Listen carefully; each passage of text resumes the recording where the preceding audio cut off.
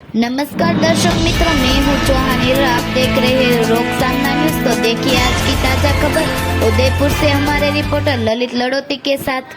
Theatre, photography, सीख और रंगमंच विद्या से जुड़े बेहतरीन छायाचित्रों की प्रदर्शनी से मनाया वर्ल्ड थिएटर।